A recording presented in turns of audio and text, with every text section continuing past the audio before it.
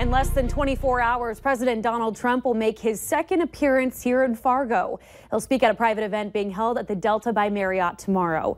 Tickets to the event are $1,000 per couple. Valley News Team's Rose Itzkovitz joins us now live at the hotel to explain what this means to you if you're traveling in that area. Rose? That's right, Christine. Authorities have been very tight-lipped surrounding this event tomorrow so far. But here's what we do know. I stopped in this hotel a little earlier this afternoon and found some members of the military with their canines. They say they're with the Army and confirm they've already done a security sweep of the hotel. Now, as far as times and road closures go, the Fargo PD won't release any specific routes just yet, but say there will be traffic delays between the airport area and here at the Delta when the president is moving. And those times should be around 11 a.m. when the president is set to come in so far, and around 2 o'clock p.m. when the president is set to leave. Of course, we know those times are subject to change. Now, for those of you on the road or in the air around those times tomorrow, here's a little more info for you. President Trump lands in Fargo on Friday for the second time in just a couple months. But this will be a private and much smaller event. The Delta holds probably 500 to 700 people, so that's as big as that facility will hold. This compared to last June, when the president spoke to thousands at Shields Arena.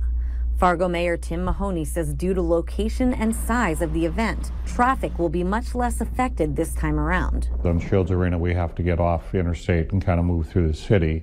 Delta is a little bit easier to get to, although if you're at West Acres, I would say you might be inconvenienced during that time frame. A White House official says Trump is set to touch down around 11:30 a.m. and leave around 2 p.m.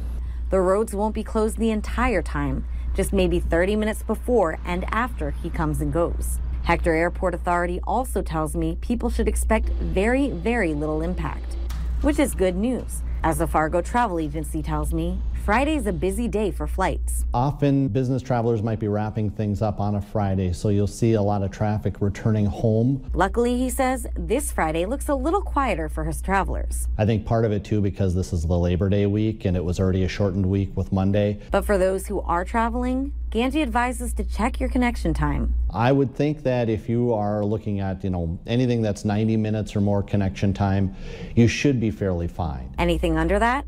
He says check for a later flight as a backup. Ganji says the good news? It's not Air Force One's first time flying in recently. The nice part is that they probably do speak from that experience of how much lead and post time that they need for that to come in.